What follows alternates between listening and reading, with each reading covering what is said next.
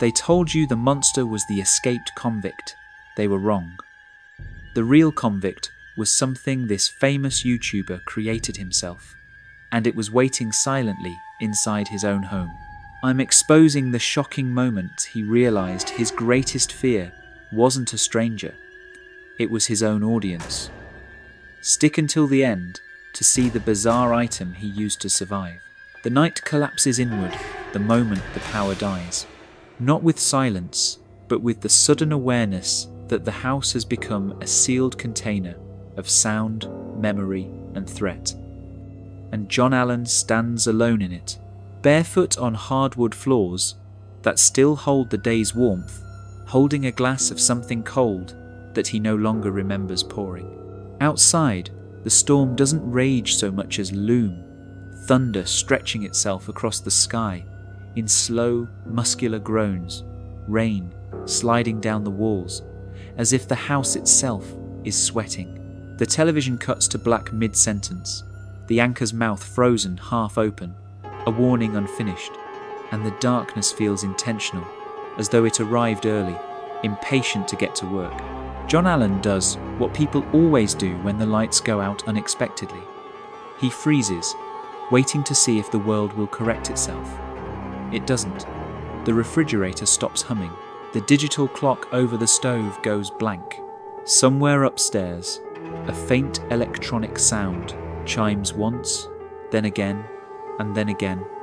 Irregular, unsynchronized, like something trying and failing to speak a language it barely understands. He calls out his dog's name, softly at first, then louder, because thunder terrifies her, and she usually appears immediately. Nails skittering on the floor, body pressed against his leg like a living shield. Nothing answers. That absence, more than the darkness, sharpens his breathing. He reminds himself that she hides during storms. He reminds himself that this is his house, that his wife and children are safe somewhere else, that nothing has changed except the electricity. Still, his mind reaches backward only minutes earlier, to the news broadcast he half-watched, to the words that linger now like residue: riot, escape, dangerous, unidentified location. The prison was only 10 miles away. The anchors had said that twice, as if repetition made it less unsettling. 10 miles is nothing. 10 miles is a short drive, a bike ride, a determined walk. They had spoken about a man with a nickname that didn't sound like something invented by journalists, but by people who had reason to fear him.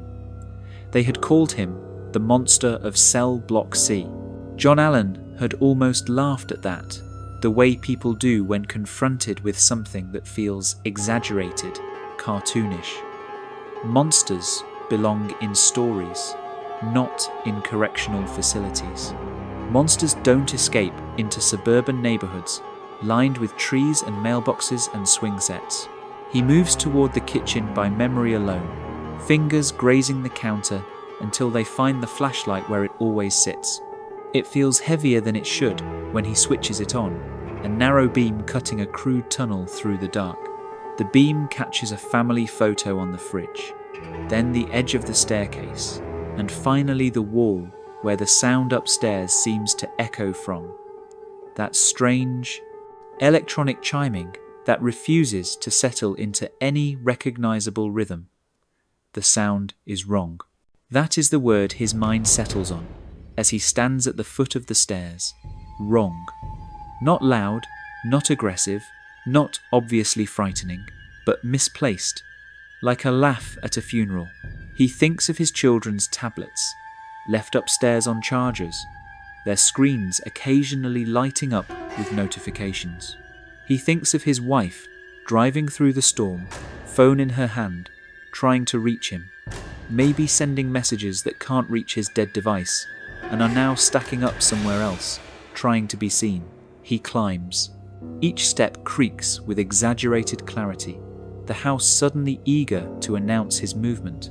The sound grows louder as he ascends, individual chimes overlapping, some close together, others separated by long, uncomfortable pauses. At the top of the stairs, the hallway splits left and right, a familiar shape now rendered alien by shadow. He sweeps the flashlight to the right first. Nothing. Closed doors. Silence. Then he turns left, and the beam stops short, arrested by a line of light spilling from beneath his bedroom door. The light pulses, not steadily, not like a lamp left on, but in faint surges that seem to sync with the electronic sound. Ding, glow. Ding, glow. The light isn't supposed to be there. His children's devices aren't in that room. Nothing in that room should be on. The power is out. His stomach tightens, and with it comes a sensation he hasn't felt since childhood, a wordless certainty that something has crossed a boundary without permission. Before he can decide whether to advance or retreat, something thuds below him. The sound is low and heavy, not sharp like a footstep, but dull, fleshy, as if weight is being dragged rather than lifted. It repeats, closer this time, and the house seems to vibrate with it. John Allen calls his dog's name again, louder now, pleading, because a familiar presence would re-anchor him to reason. The sound doesn't answer, it climbs. The house feels suddenly too small to hold the number of unknowns accumulating inside it. Light under the bedroom door, electronic noises with no clear source. A heavy presence ascending the stairs. Somewhere in the back of his mind, the news broadcast resumes itself, the way memory does when it senses relevance. The monster of cell block C. The description he only half heard.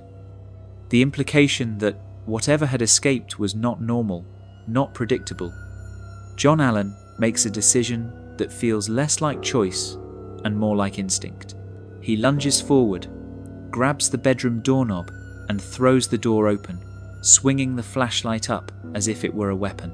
For a fraction of a second, the beam catches motion, a figure in the center of the room, and then everything stops. The person standing there is someone he recognizes, not by name at first, but by the shape of old conflict, by the weight of unfinished cruelty that drops into his chest all at once. This is not a stranger. This is not a random intruder. This is someone he has known intimately without ever meeting, someone he has addressed daily through screens and words sharpened deliberately to wound. The realization lands before his fear can fully register, and it brings with it a clarity more terrifying than any monster story.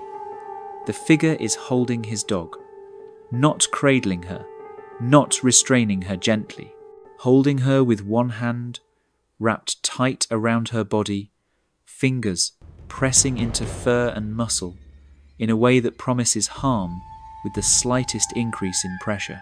The dog is silent, frozen, eyes wide, a living hostage in the center of the room John Allen thought was safe. Behind him, the heavy thudding reaches the top of the stairs. The doorframe shudders as something collides with it from the outside, once, then again, testing its strength. John Allen doesn't turn. He can't.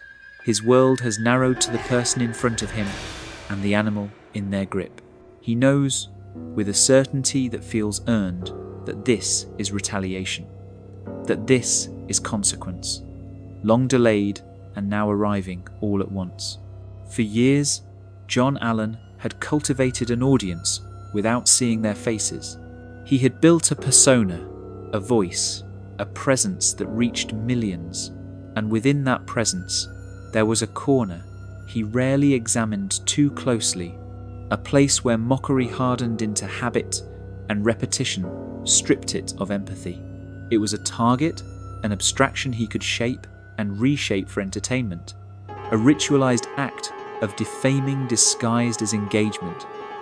He never imagined it could step out of the screen and into his life with teeth. The figure in his bedroom doesn't speak. It doesn't need to.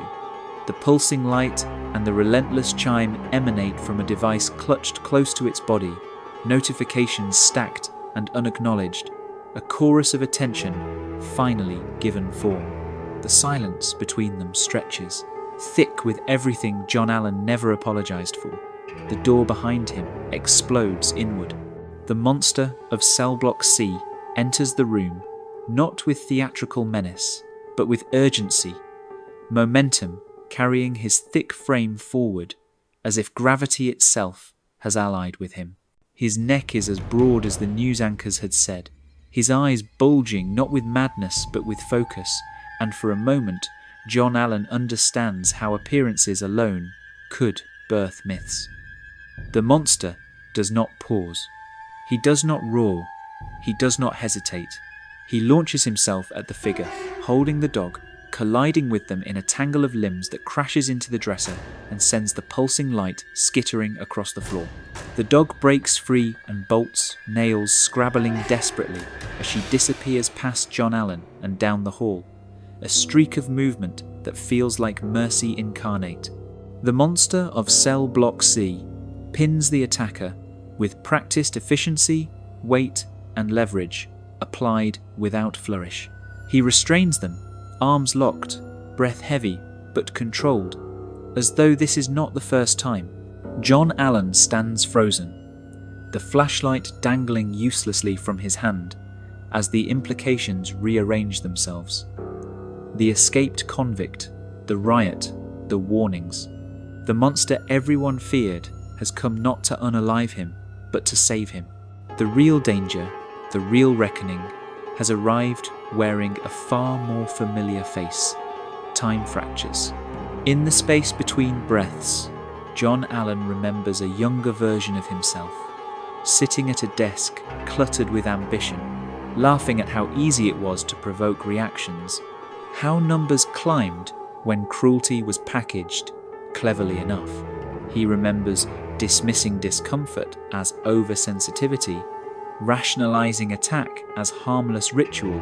He remembers every moment he chose entertainment over responsibility. The monster of Cell Block C holds the attacker down, muscles straining, eyes flicking toward John Allen with an urgency that needs no translation. Do something. End this. John Allen runs.